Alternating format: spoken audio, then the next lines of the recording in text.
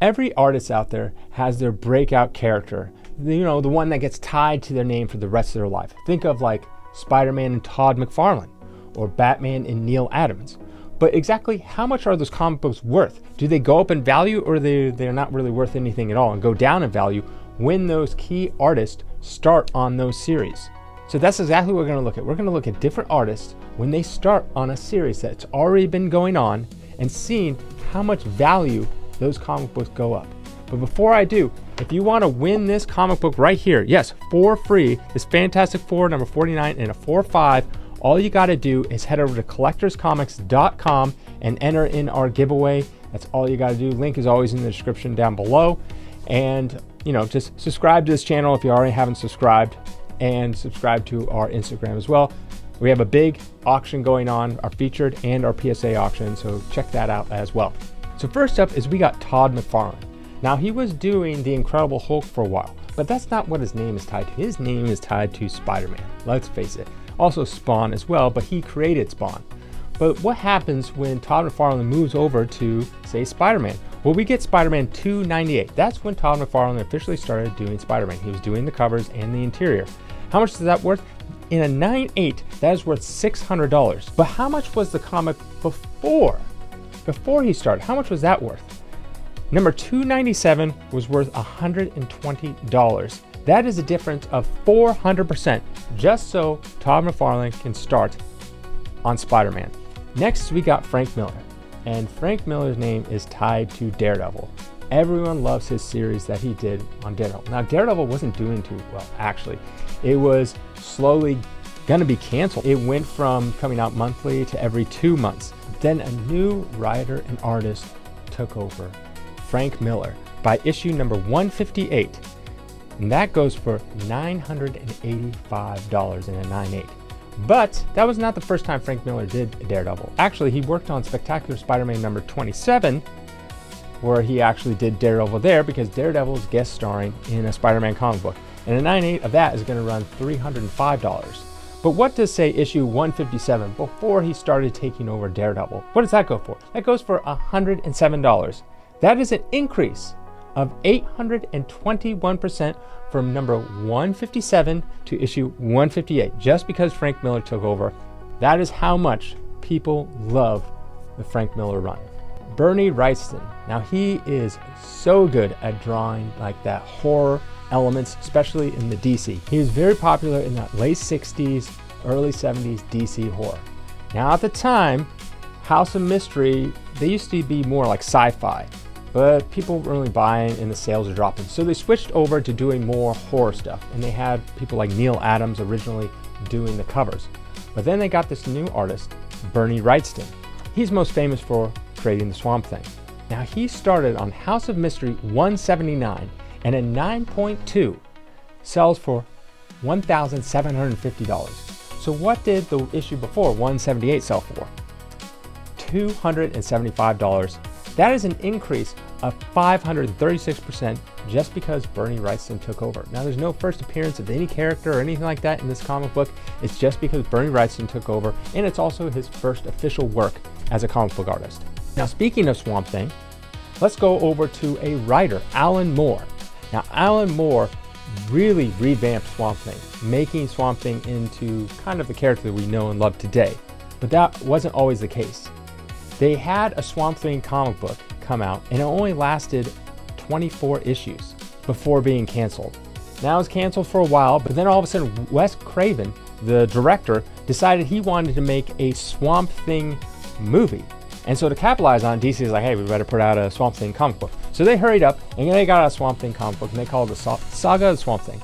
Now, it wasn't doing very well. It was declining in sales, and it was ready to be canceled. And then they say, hey, there's this UK writer, let's give him Swamp Thing, see what he can do. Alan Moore started on Swamp Thing number 20, and a 9.8 currently sells for $145. So what does number 19 sell for, the one before him? It sells for $109. So that is an increase of 33% just because he became the writer on Swamp Thing. Jim Lee. Now when it comes to X-Men, especially in the 90s X-Men, there's no more name synonymous with X-Men than Jim Lee. But Jim Lee wasn't always working on X-Men. He was working on a bunch of other characters like Alpha Flight and Punisher mostly. Now he had to do a fill-in for someone, and he's like, why not? I'll do the X-Men. So he started on X-Men 248, and that currently sells for $95. So what does 247 sell for? Just $52. That is an increase of 83% when Jim Lee joins. And honestly, I think that's pretty low, actually. It should be much higher. But that's neither here nor there. I'm just telling you how much it has increased just because Jim Lee joined. Neal Adams. When it comes to Neal Adams' name, he did Batman like no one else has ever done Batman. He made Batman seem like a man. In any case, he started on Batman 200, but that wasn't the first time he actually drew Batman. He actually drew Batman for the first time in Brave and the Bold 75. And in a 9.6, that's gonna run you about $600. Now he did do some inking on a detective comic around the same time, but that was his inking, that wasn't his pencils. His drawing first started on Batman number 200, and in a 9.6, it sells for $1,350. So what does Batman 199 sell for? The one right before Neal Adams joins. It sells for currently $425. That is an increase of 217% just because Neal Adams first started penciling and drawing Batman. Rob Liefeld. Now he's most synonymous with Deadpool, and Deadpool first appeared in New Mutants. He also did Cable. He actually drew a cover for New Mutants number 85, and that sells for $90. So what does number 84 sell for? It sells for $50. That's an increase of 80%.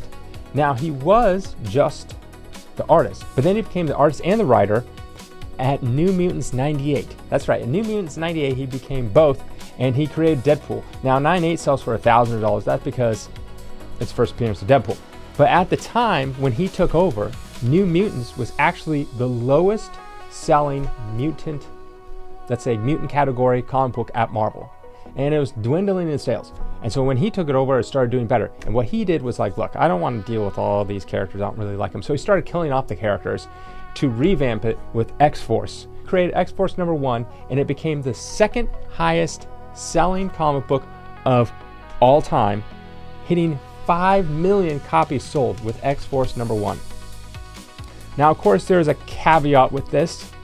During this time, there's a lot of speculation, the speculation boom, where people first found out that, comic books could be worth a fortune. They're like, hey, someone has an Action number 1, and at the time it's probably selling for like $50,000. Like, oh, comic books are going to be expensive. So people are buying literally long boxes of just X-Force number 1. It wasn't one-to-one, one customer, one person. So there's that caveat, just that's how it sold so many. John Romita.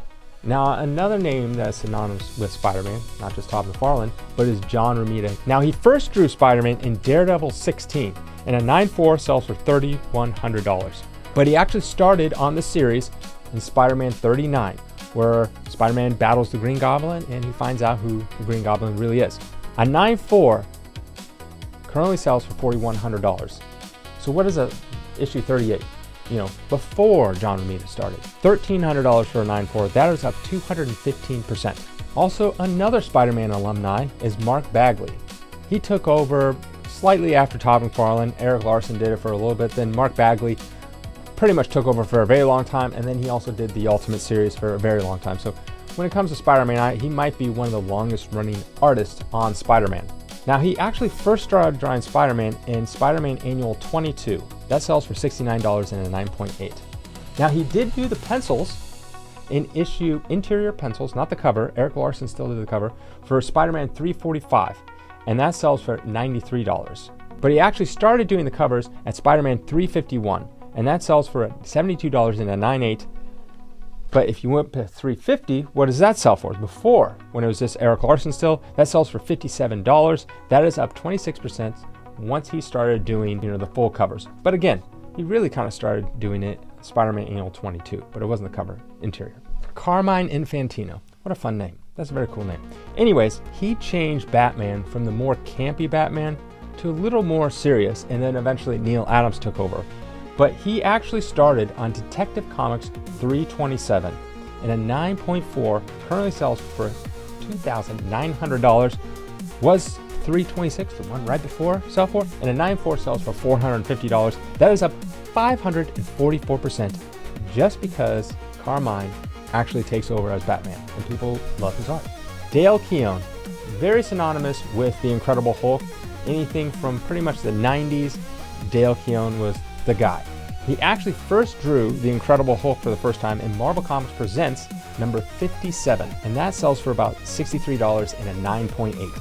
But he got his first start on the Incredible Hulk in issue 367, where he just did the pencils, not the cover, just the pencils, and that on the interior, and that sells for $72. Now he first started doing the covers at 369, and that sells for $100 and a 9.8. So what does the one right before sell for? $72. So that is up 39% from when he took over. Barry Windsor Smith. Now, a lot of people, he's synonymous with Conan. And that is very true. But he started with number 1. It's the first appearance of Conan. So really, you can't go, issue number 0 or 1/2 or anything like that. There's nothing really to compare it to. But he did take over for Wolverine when Marvel Comics Presents. That was mostly a Wolverine comic book. And he took over on issue 72 and did the origin of Wolverine. And that sells for, in a 9.8, $100. And the issue before, number 71, it sells for $77. That is up 30% from when he took over. Walt Simonson. Now, I personally really love his art. It's very different. And he is synonymous with Thor. Very, very synonymous with Thor. He really brought Thor into a new age when he started drawing the comic books. Now, he started with Thor number 337. And in a 9.8, you're looking at about $275 for that book. The one issue before that currently sells for $115. That is up 139% from just him taking over. So that is it. Let me know any other artists in the comments below of your favorite artists when they took over a series and how much that comic book went up. Have a great day.